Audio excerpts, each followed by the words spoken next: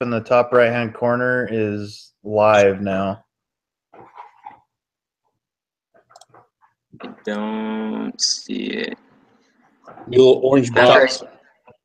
Yeah, the yellow box in your screen. Should I have clicked go live now in the past? Like, so I set up my thing. I'm still looking at my video title, Dr. John's, like today. Oh, you don't need to set it up. You just need to look on Google Hangouts. I set it up. Oh, you were just letting us know how to do it. Correct, yeah. Gotcha. Awesome, man. Yeah, I do see that. Okay, we're live. Okay. Yep, so that's all you got to do there. Awesome. Just pulling up the other tab so I have everything I need in front of me. Okay. Yeah, so I got the case study up. I'm trying to get back to our case discussion board. There it is. Right. So it says create a Google Hangout with your learning team. It says spend at least about an hour discussing the questions below. I don't think we're going to make it an hour tonight, but let's see.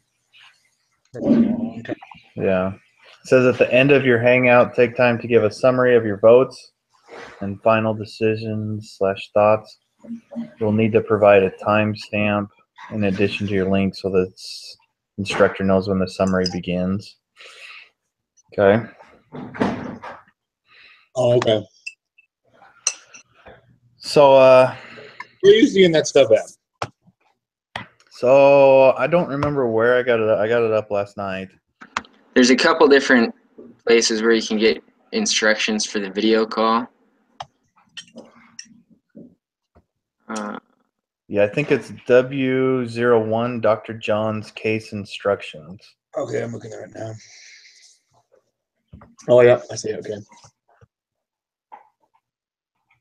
So it should have 8 questions there. Right, I do see the questions. I don't see anything about the timestamp or anything. That's in the the paragraph right above the questions. It shows 317. Yeah, it's in that paragraph. Second sentence. Okay. I still don't see them. I must be in a different place. I have the 8 questions, but I know the questions are in different spots. Yeah, I must be in a different spot. It's W0 or W01 Dr. John's. W01. Give me 1 second here. Sorry, guys. Hey, no worries.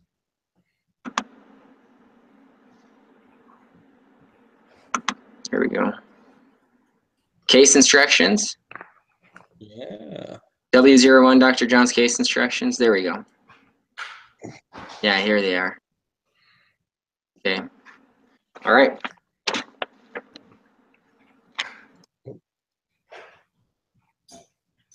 Alrighty.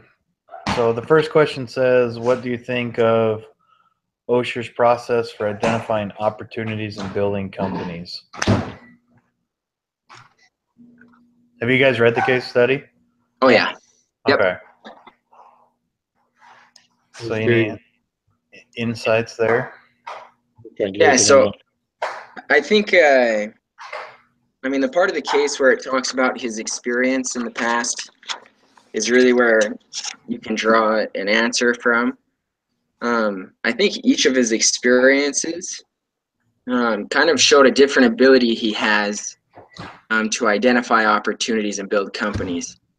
In the first one, so he saw that, okay, girls like piercing their ears, they're buying earrings, but he saw that these big department stores didn't have a large selection of earrings, and they were selling them for a really small markup, not making a ton of money on them. And so what he did is he created his own little store, and he had bigger markups, he had bigger margins on them, and kind of showed that he could identify a need and sell a product that already existed just in a new way and be successful. Then with the secondhand clothing store, he identified a trend, and then he was successful in selling, once again, another already existing product to those who are a part of the trend. so each one is a little different. In his energy conservation, he saw a problem, and then he created something new to be successful. So in some of these cases, he identified he identified trends or problems and sold already existing products. But then in others, he created something brand new in order to solve the problem that he identified. So I think he's got a lot of range there. He's got different ways that he can sell products and come up with ideas, not just kind of see a problem and sell something new. He can also sell existing products or whatever. Well, and he also found ways to put it in spaces where people would see it and get it. So, like with the conserve stuff, he found Home Depot, Walmart, and Kmart and things like that, so that it'd be in these stores where people would be there and see it. You know, he wasn't just at the corner with the lemonade stand saying, "Hey, buy these shower heads."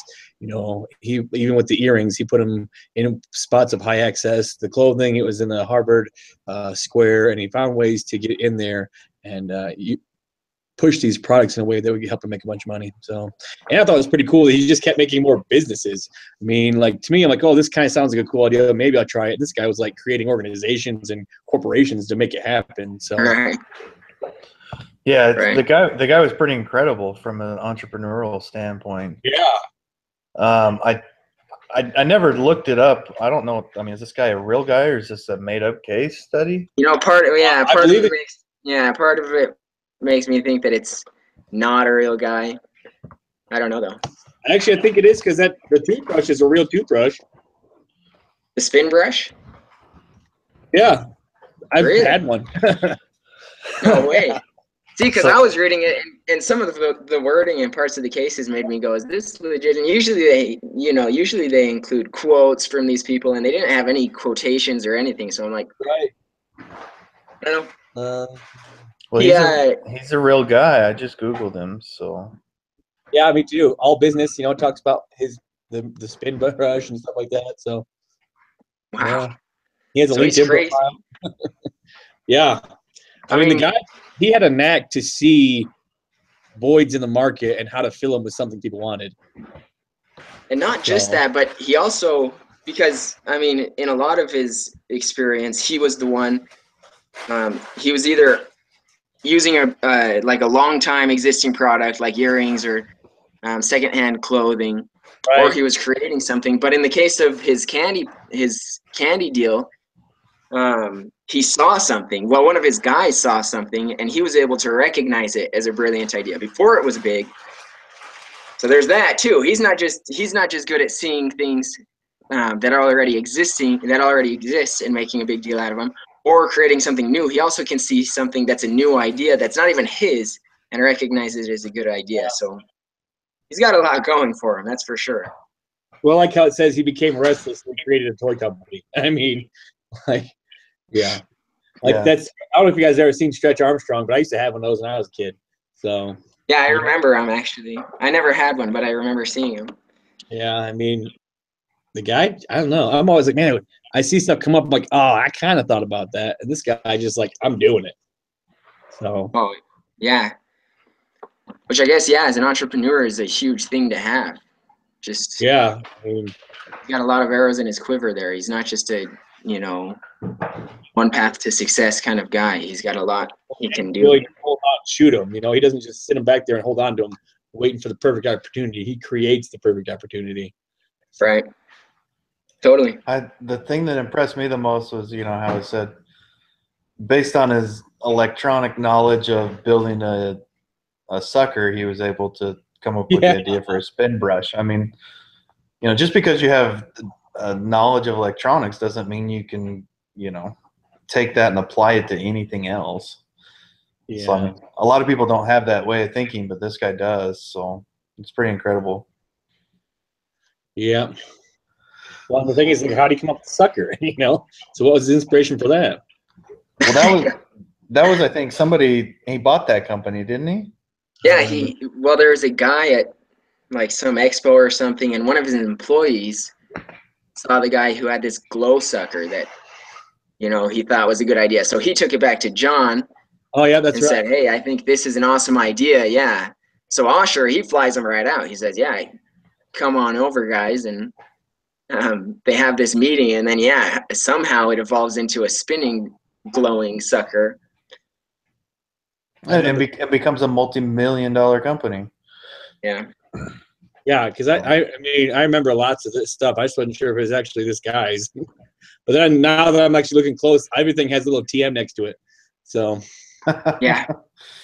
Yeah, it's incredible. All right, so I think we answered the first two questions there. yeah. Sure. So the third question, I think Justin's going to be able to answer because he's got a first-hand knowledge of the product. Yeah, I mean, so obviously I think it was a good idea. I mean, especially, so I don't still have one, but when you're looking for a brush that can do a better deal for $6, I mean, it's a no-brainer. I mean, especially nowadays, you figure back in 2000, a toothbrush was probably $2 or $3. If you could pay $4 more and have an electric one that claims this brush twice or even better, I mean, to me, it's a great idea. So, you know, Okay. I do think it's a good idea, and I mean, I guess I'll have opposition to it later on, but yeah. I mean, it Initially, really does look like a good idea. It's just seeing something. Yeah, you have manual brushes for a couple bucks, and then the next step up is $50 a head. They're selling these other electric brushes for over $50. So there's this huge gap in the middle there, and I think it was a good idea to kind of take a look at that and see what could be done about it. Yeah. Well, and then with evaluating opportunities, he was you're kind of hitting it right there where electric brushes are this much, regular toothbrushes are only this much, and he's like, I'm just gonna do a little bit more. And so he's seeing the opportunity that he would have. But I think he's also kind of worried about if he does create it, will the opportunity diminish when the big companies start realizing what's going on? So right.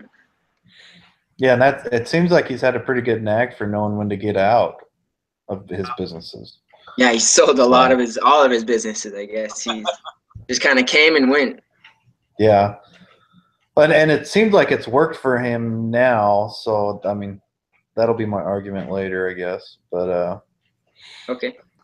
So it says, why haven't larger companies already done a spin brush? you know, I was thinking that in my mentality, I was kind of thinking this as a company. I was like, okay, well, spin brushes or mechanical brush, it would be more for the elite or the upper class, and a normal hand toothbrush is for kind of the lower class. So it's kind of, they're already separating classes. So like, we sell enough to probably the upper class. You know, this is just an assumption, but they probably sell enough to their target market. They're not worried about getting even more market because they probably are hitting numbers that they desire. And since they have such a wide, let's say, portfolio of dental gear, they don't need one toothbrush to be so successful as John would have needed. He would need his toothbrush to be the sole provider for his company. With these other companies, they've got all range of cheap toothbrushes, and they just got that high end. So to me, it's like I don't really feel like they saw a true value because they thought we're doing well enough with our basic toothbrushes. All right, what are your thoughts on that, Alex? Well, I agree as well. I mean, you know, I think they priced it for a target market because, I mean, they know that a regular toothbrush is a couple dollars. They priced it, you know, substantially higher. I think it said the next one was $50. That's right. So, I mean, they obviously know who they're trying to target, and that, you know, I think they're probably trying to say that their toothbrush is that much better than doing it by hand. But right. I don't know if it really is. But, you know, if this guy has the spin brush and claims it doesn't as good of a job as a Oral-B or, you know, whatever other competition, I think he's going to be in the money. Well, was that something he claimed, or did he just claim that it was significantly better than a manual brush? I don't think he claimed anything, right? Because he said he was hoping to get dentist backing. Yeah. He said he was hopeful to get. Well, I felt like he was optimistic about getting, you know, dental backup and having dentists say that it was a good thing. Somewhere in the case, it was saying I don't think he made the claim that it was as good as like a Braun or an Oral-B or anything, but that it was significantly better than just a manual toothbrush. I think it's in the beginning. Anyways, I was thinking, because Crest had apparently already tried, or had been trying to get a toothbrush, an electric toothbrush out in the market. What's that? I don't think they had a working one yet. I think what it was saying is that they were in the process of creating one. Right, exactly. And so, at first I jumped to the conclusion that, oh, they hadn't done it yet. They weren't able to make a toothbrush. But at the same time, part of me doubts that Crest just couldn't get an R&D team to make an electronic toothbrush. You know what I mean? I feel like a company with that much money could do it. Now, I think that perhaps they failed in creating a working prototype that had the cost margins that they liked and that fit their business model and the pricing strategy. I don't know that Crest just couldn't make an electronic toothbrush. I'm thinking maybe they just couldn't make one for the price or the cost that they hoped that fit their business model. Then I was thinking Gillette, like, why hadn't Gillette done it? Maybe snag some more customers, get more customers trading over to the electronic, but I feel like they'd just be cannibalizing their customers because they have a $50 toothbrush, and if they started making an electronic one that was a good electronic toothbrush, they may lose some of their higher profit margin customers, people who are going out and buying a $50 electronic toothbrush. They don't want to lose any of those customers to a $6 toothbrush with smaller margins. And so, I just figure why would Gillette create a cheaper electric brush if they ran the risk of losing some of their higher margin customers, just for hopes of getting more people from manual toothbrushes to the electric. Well, Gillette has one, right? Right now, they don't have an inexpensive one. They just have the expensive one. Right. Oh, okay, but their expensive one, it's an initial cost that's expensive, and then the replacement brushes are the same prices as the spin brush. Yeah, or at least suggested retail. Right. So maybe that's their mentality too. Is because I'm pretty sure with his spin brush, at the end of the time, you throw the whole thing away, and then you go buy a new spin brush. Yeah. So with Gillette, you just buy the Braun the first time, then you just replace the heads. So realistically, really, long term, there's only about a $50 difference. So. Right. So that could be a force as why they didn't want to create another one, because they just created the body and kept the heads cheap. Right. So. Yeah, I'm sure they can spin that too, saying, our motor's better, it's lasts longer. Right. More reliable, Well, like he was saying, when he first got his out, some of them would only last 2 weeks. So. Yep. So that's probably why a lot of larger companies haven't done it. Is, they've spent a lot of money making their toothbrushes the way they want them. Yeah. I can't imagine them saying that they've got this. We've spent all this R&D, made this great product, and now we're going to back away from it, and make a cheaper one. Exactly. Braun had like over 60% market share on electric brushes, so they weren't worried either. So. I think it was 69%. What it was? Yeah. It was high. So. Okay. So how much is spin brush worth? Ooh. So this, I don't know. This was hard for me to do because honestly, we didn't get a whole lot of information specific information anyways, about the margins of the spin brush. I think the only thing we ever hear about it is, well, we know that they're selling it for $5 or $6, or and that they said they had favorable operating margins. But as far as what that means, we don't have a whole lot of information. We don't know the percentage. We don't know the margins. So I guess when you look at valuing a company, there's several things to consider. Revenue streams just being one of them. How much money they're making. They can look at their test market sales and say, hey, well, we're selling 6,000 of these a day. We're selling 7 a day, whereas others are selling, 1 a week. But beyond that, I guess you have to look at their assets, what they have, the market conditions as well. I'm just trying to think of things I would want to know if I was somebody who was considering purchasing the company. Yeah. Well, and I remember, so let me scroll down. For me, looking at, what was it? So Exhibit 4, which showed the power toothbrush and dental accessory industry, and the fact that he jumps in in the fourth quarter and commandeers 0.6%, which doesn't sound like a lot, but a new up-and-coming company to grab almost 1% of the market in the first quarter they're running, that's pretty impressive. Yeah. No, I think you're right. They also have a well-qualified staff. They have people that are smart and have That's pretty. I'm trying to think. Let's see. Well, there's the guy, the tutorials we watched, the guy was kind of hinting that we could find the market share they hold and then go against something in the bottom, but I wasn't quite sure what he was talking about. I think he was talking about their ratios. He was talking about taking a look at the revenue of one of these companies. Market. And then, the value and just taking your revenue of total sales versus their market value. I wasn't quite sure what I needed to do to say, okay, 1% equals this much money. I kind of thought that's what he's trying to say. Hey, if you can figure out the percentage of how much they hold, the money they have, then you can kind of get a dollar amount of what they're worth. Well, yeah, but that was what I saw that too. And the thing, my question was when we're looking at these annual financial informations from Colgate, Gillette, Johnson & Johnson, and Procter & Gamble, right? Are these just their toothbrush lines?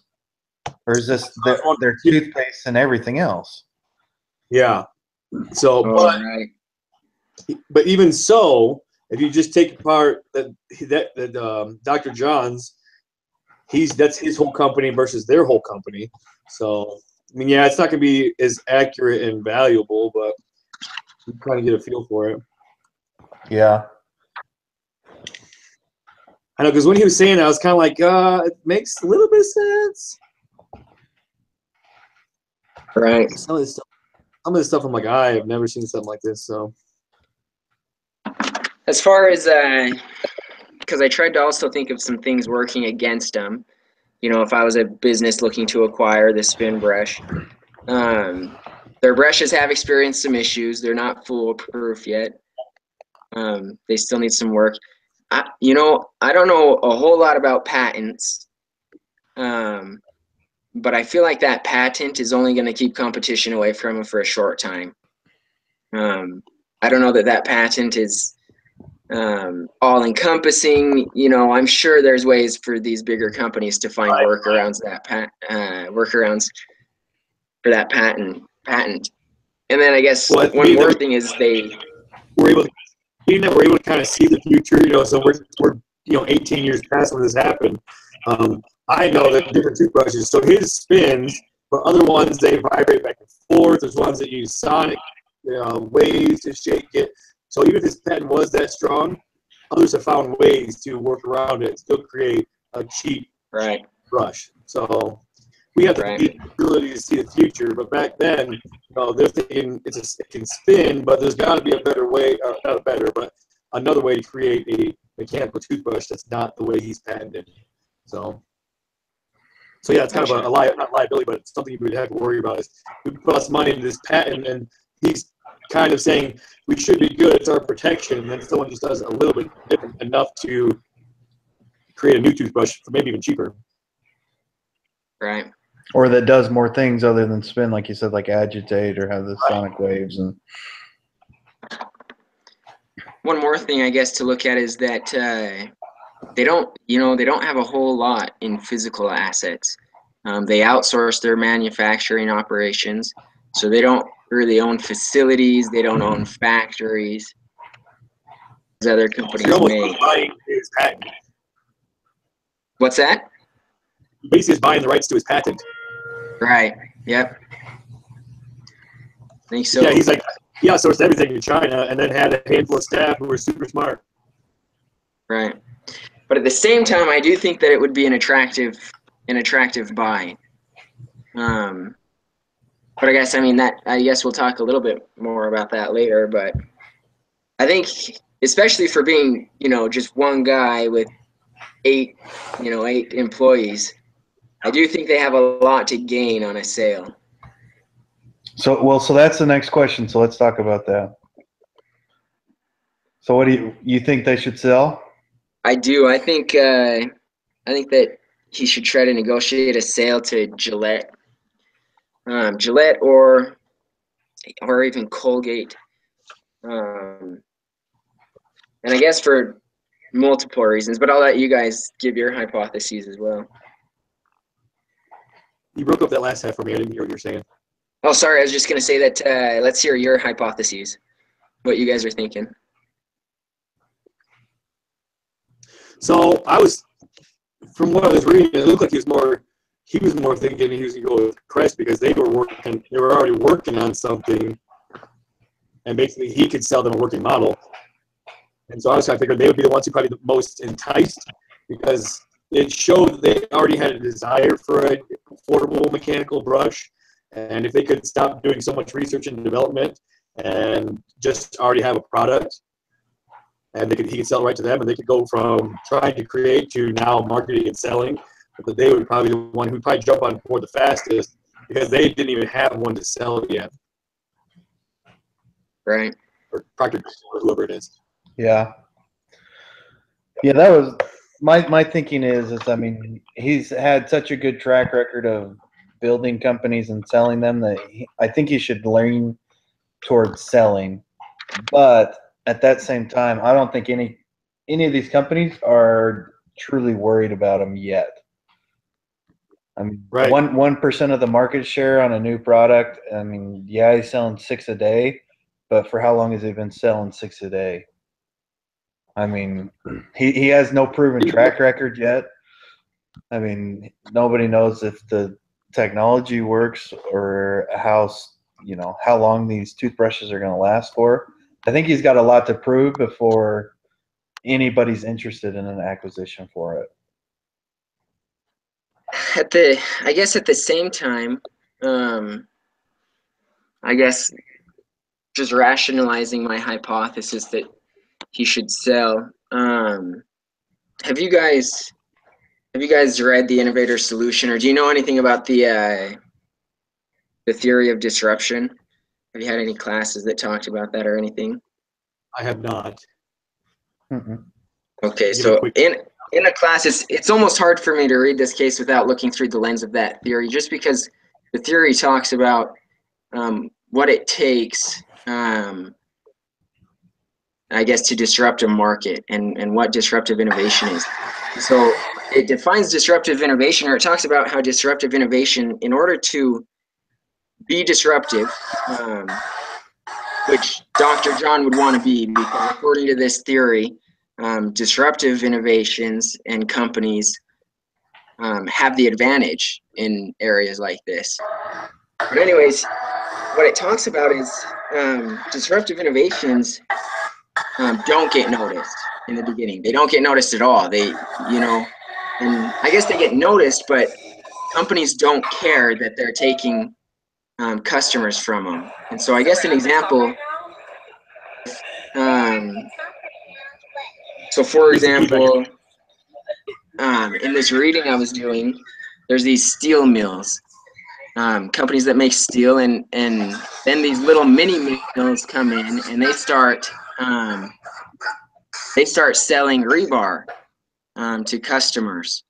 And the big steel mills don't even care. They don't care at all because they're only taking their least profitable customers. They don't even really mind that it's happening, and they just leave the rebar market. The big steel mills do, and they towards I guess higher profit margin projects and segments and industries other than the rebar segment.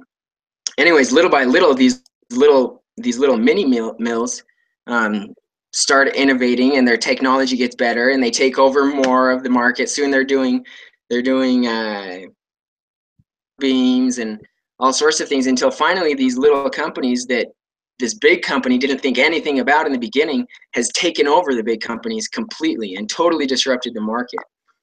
And so I was thinking about that and that story and just that theory of innovation. And in order to be disruptive, you have to be completely unnoticeable. The bigger companies have to not care that you're there. And I can't help but think that this spin brush is not disruptive because it's going in direct competition with Gillette and with Colgate and Crest, because even Gillette, who has an electric brush, most of their sales of the $800 million of market size that brushes are, 545 of that is manual brushes, and Gillette is the leader in selling manual brushes. These guys, the spin brush is going in direct competition with them, and I just don't think that it's going to be disruptive because it's going to get noticed. If it ever starts going anywhere, it's going to get noticed and it's going to get crushed by these bigger incumbent companies. Yeah, well, and even like they said, it made its way onto that. I can't remember what the list was called now, but as a #1 growing company or whatever it was. What was it? Oh, the #1, it was like a selling product. It went into the the IRI or something like that. Right. But yeah, so and I think something that the big companies get. So yeah, I don't think they have that anonymity that will be able to stay with them for very long. Yeah, I agree. I think they're starting to make a mark on the map, and that as soon as that happens and as soon as they start getting bigger, they're just going to get killed. Somebody's going to come out with something, or somebody's going to do something. Yeah. Or someone's just going to go buy the core customers of these big companies. Yeah. Yeah, I don't think he has the capabilities to keep up. And the other guys have tons of money. So yeah.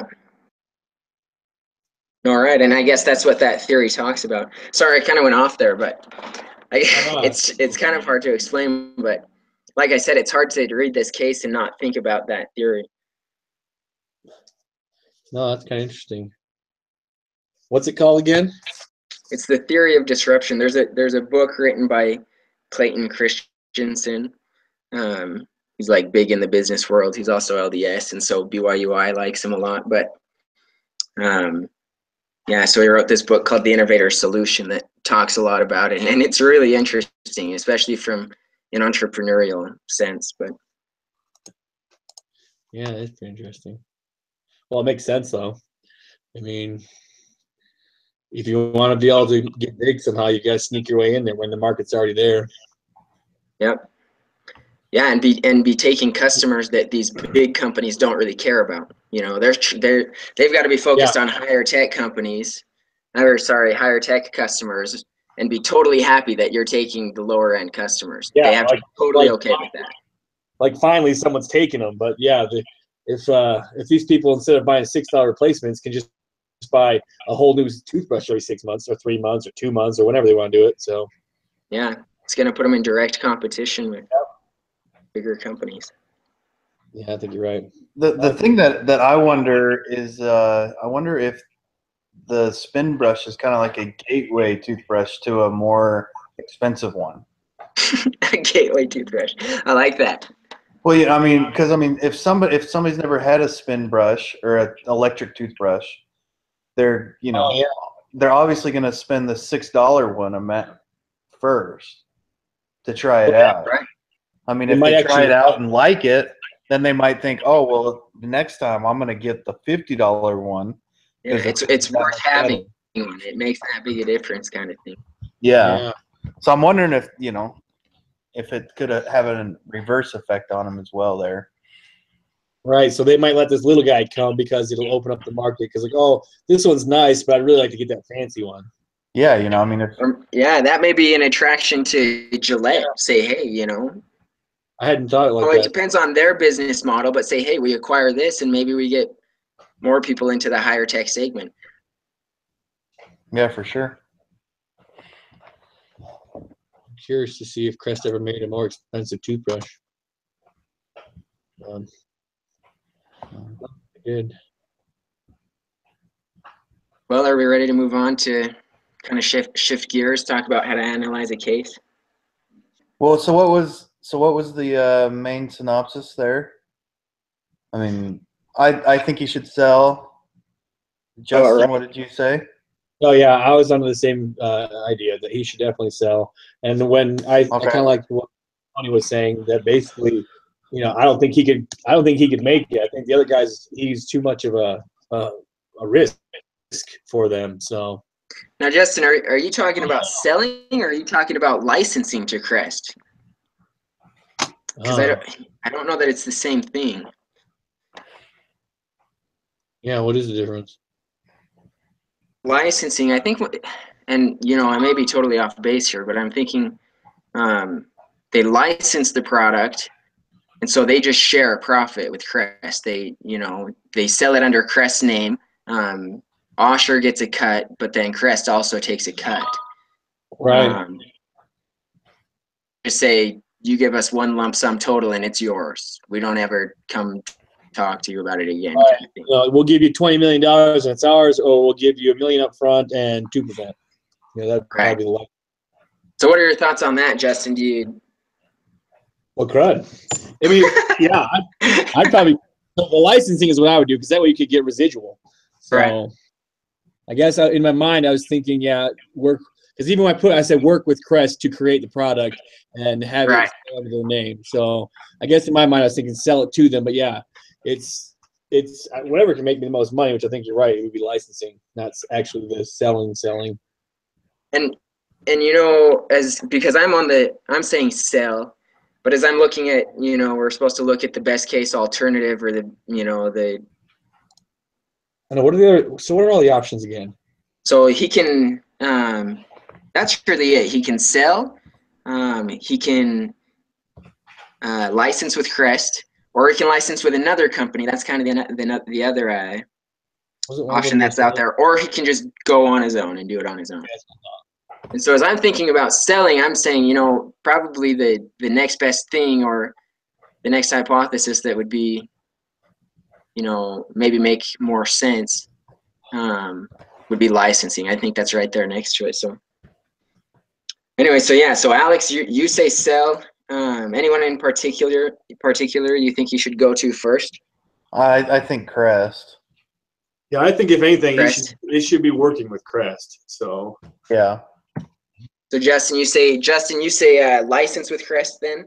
Well, because it would depend on what kind of deal they're going to give you. I mean, if they can give you a lump sum and you can walk away awesome, then great. If they're, it depends. Like, to me, that's a hard one to decide, because if you can sell for a good lump sum and you can make great interest off the rest of your life, or you license with Crest and it might tank and you might get nothing, or it might be awesome and you might make 10 times what you're going to get paid. So that's still a tough one. Shoot, guys, did you guys take the pre-discussion poll?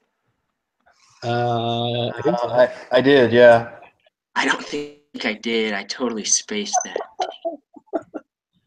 I don't like how I'm trying to find all the steps for this stinking thing. It's so annoying. It's weird because they're spread out all over. They are, yeah.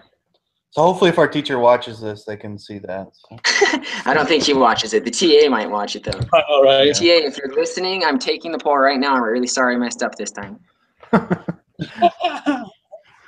if you are watching, teacher. Yeah. So, there you go. So I guess what kind of changed for me, because I was sell coming in, but I was kind of thinking sell to Gillette coming in. And so I guess that may be the thing that's kind of switching for me, is thinking about going to Crest and offering Crest a chance. I thought, because I thought Gillette, because they also have a lot to lose if somebody else buys it and it goes big, because ton of money in the manual toothbrush segment. See, and I was thinking if he did go with Gillette, that they might just squash it. Like, they'll buy it and squash it. Just like, okay, now no one else can have it. And so I figured that Crest would, or Procter & Gamble had more of a drive to attain it and be more willing to cut a better deal with him, because they actually wanted to create that product. Well, Procter & Gamble was like, we've already got a great product. We just don't want his in our way. Right, So, and there still is that point of maybe Gillette doesn't even want it because they which don't want to companies all the time, shave people off of their high price toothbrushes. companies will do that. They'll go spend money to buy a company and then just dissolve it. So, but now they own all the rights to it. So, Right. but yeah, I'm still, I don't know if it's better to sell. I mean, I know now because I do know they still make the Crest spin brush. That's probably would still be the best bet to work out to get a licensing and what's it called, dividends and stuff throughout your whole life. But honestly, if you were going to do it and you weren't sure how the outcome was going to be and you could cut a great deal, I'd probably sell to them. Yeah.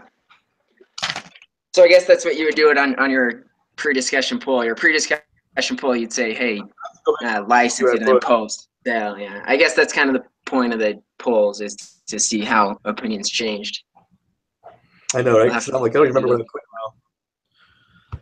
Yeah. Well, I just went back into. I'm taking the post-discussion poll right now, and it doesn't give you any options. So. Oh, really? Yeah. Really? It doesn't care. Oh, funny. So. Yeah, because I put license with Crest brand for use of the spin brush, but I just don't know. Just for an FYI, before I forget, it asks for the link, so I'll send out an email to you guys with the link in it. Oh, it does in the post discussion? It does post in the post. Cool. Thanks for that. So, you bet.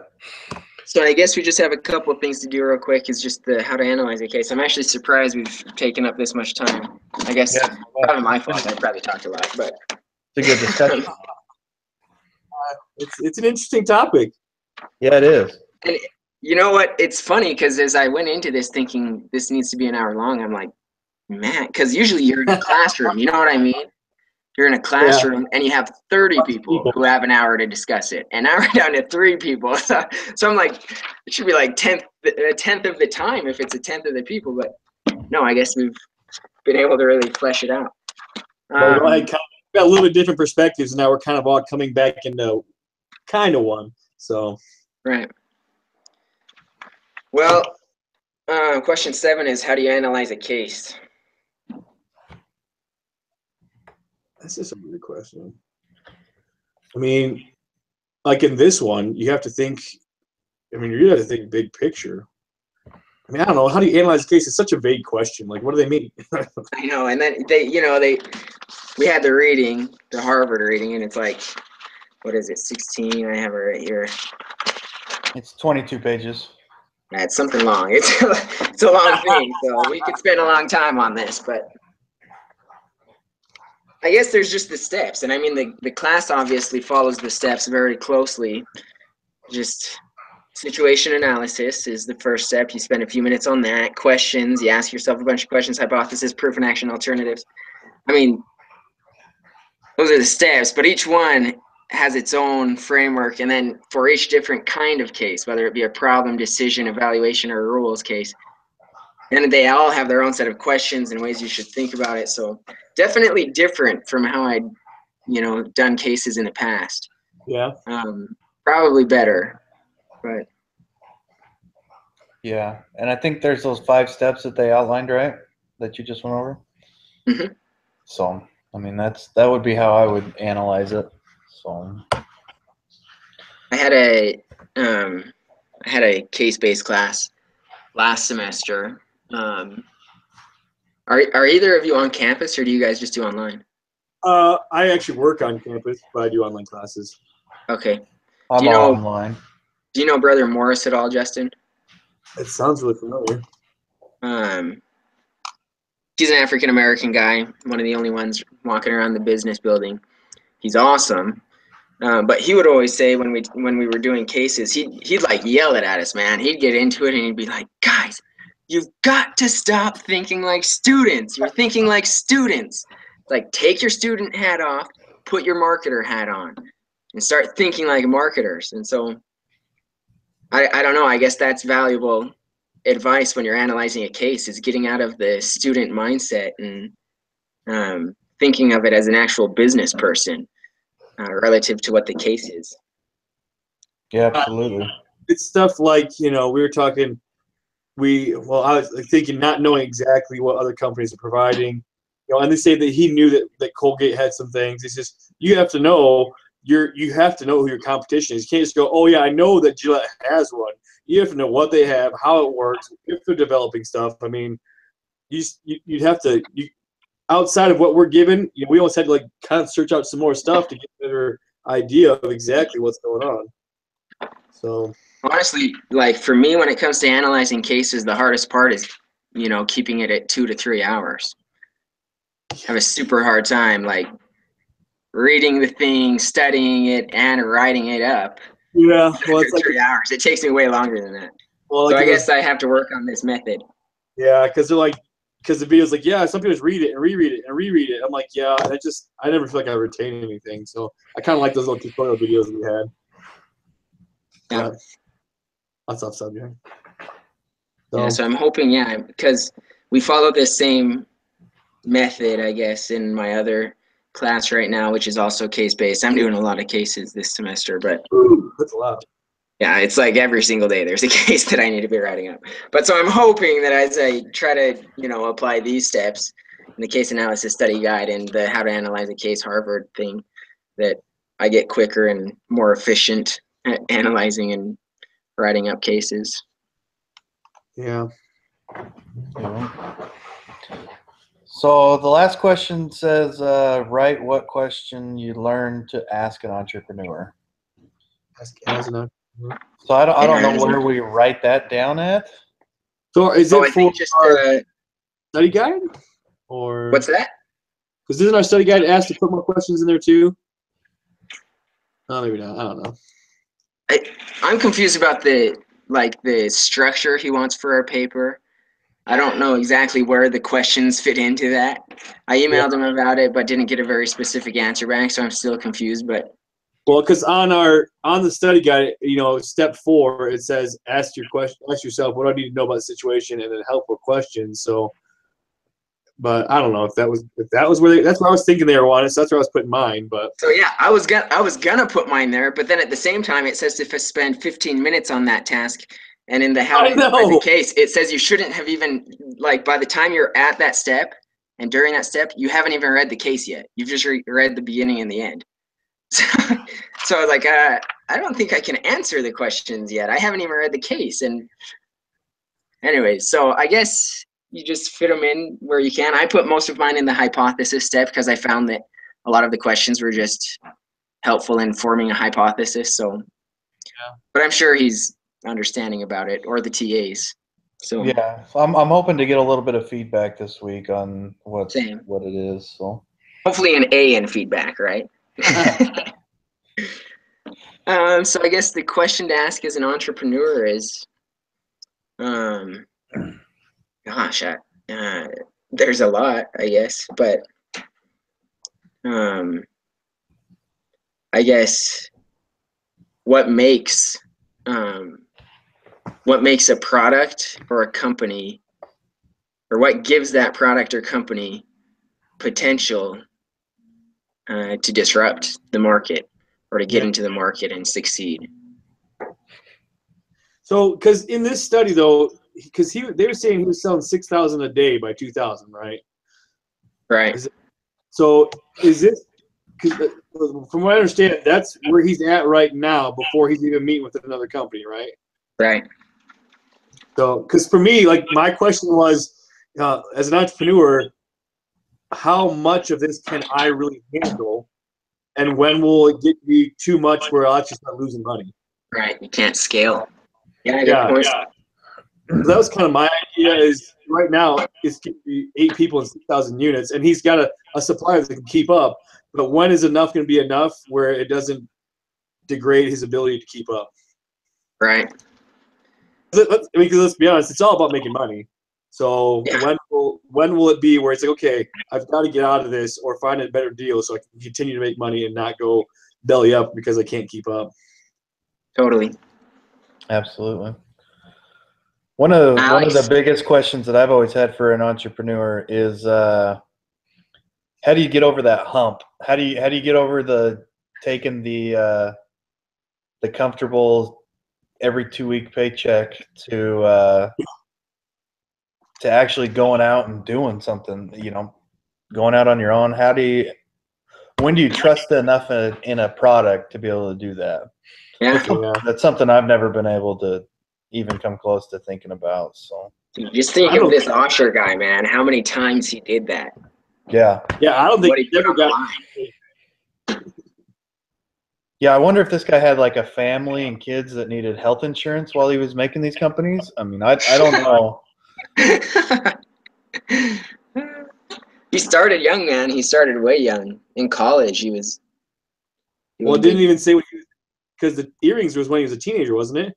I think you're right. Yeah. Yeah. So.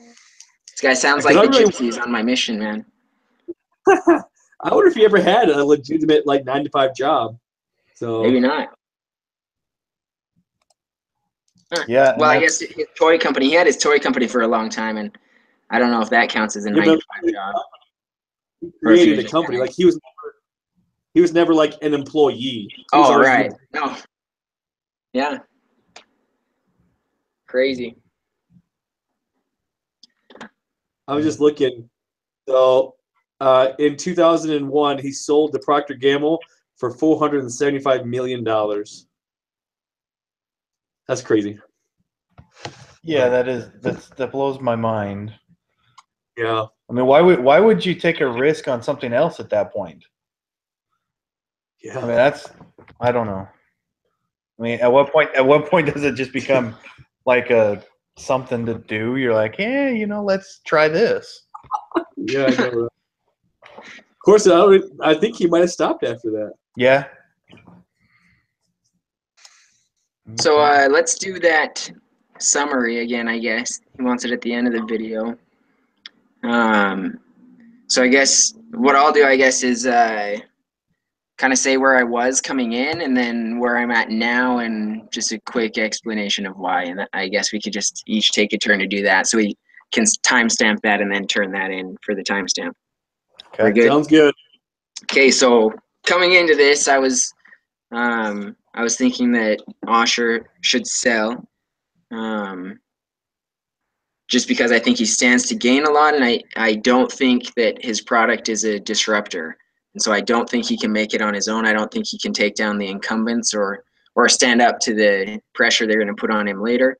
I was thinking he should sell to Gillette. Now I'm thinking more that maybe he should sell to Crest. That Crest stands a lot to gain from this, and so they may be willing to buy at a good price. I mean, the economic situation is good from the bit we had on that, the exhibit we had on that. Anyway, so that's where I'm at now. All right. For me, I was under the impression going into this that Osher should sell as well. I always thought that it should be Crest. The licensing thing does make for a valid point, and I can see that more than I can see anything else, even though it sounds like he ended up selling to Procter & Gamble. But yeah, that's kind of where I'm at now. Okay. And for me, I kind of came in as thinking he should definitely license with Procter & Gamble because I was kind of thinking, hey, long term you're going to keep getting residual income. But then as we kind of talked about the market and the different other companies and the potential of them to possibly bring in a product that's exactly the same, and that Crest maybe in the future couldn't continue to do this, I actually think it probably would be best to sell and to Crest because they were actively seeking a product of this nature, and that way you could just take the money and run. No matter what happens with Crest and how they do it, I'd have my money, I'd be set, and I'd go my merry way. Awesome. Hey guys, anything else? Last thoughts or anything? Not on my end. I think I'm good. Okay. Yeah, I agree. Awesome, guys. Hey, so going forward, as far as scheduling goes, are you guys good staying in a group throughout the semester? Yeah, it works for me. I think you get to choose the whole semester, or is it just these first 2 weeks? The course made it sound like it's the first 2 weeks, but I don't think he designs the course on iLearn. And from what I understood in his announcements, he was saying he's not going to sign. He's just going to have us do it. Okay. Yeah, I it believe sounds good. that's how it is. But we may find out going forward that that's not the case. I feel like we were all we participate really well together, so that's always nice. Yeah, for sure. you So bet. I think we're going to Okay. start having like midweek assignments, which are due Wednesday. I'm totally okay with doing it like we did this time, doing it Saturday and Wednesdays, because then, you know, I work full time. So, and I'm sure you guys lead busy lives as well. So, you know, I get done with work at 5 o'clock, and then I've got case studies to write for both this class and my other class. That's horrible. So if we do it like the day it's due every time, and we're consistent and good about it, I think that'd probably be best for me. Okay. Like, you don't want to miss it at all, but as long as we can be consistent and all be ready by the day it's due to have the discussion and turn in the discussion, I think that's okay. That works for me. And then we can plan accordingly if something changes throughout the Yep. week. Exactly. Okay. All right, guys. Thanks, guys. Okay. Appreciate it. Yep. Okay. Oh, I what may be time- texting you with questions, Alex, if I can't figure out how to turn this stinking thing in. and No, what you're time good. did we stamp it? Like, what time did you see what time it was that we started doing the summary? It doesn't have a live thing, so You'll just have I think that's just in the rewatch it discussion and- board that Okay. we do that. So I can add the link in that thing. I'll email you guys the link as well. I know. Wait, I'm that's more, in the discussion board we do that? I'm so confused with where things are getting I know. turned. I'm more worried about turning stuff into the wrong place. I'm gonna get a bad grade. 100%, man. Yeah. TA, be Well- merciful. Yeah, we'll I just know, turn right? everything in everywhere. So I know.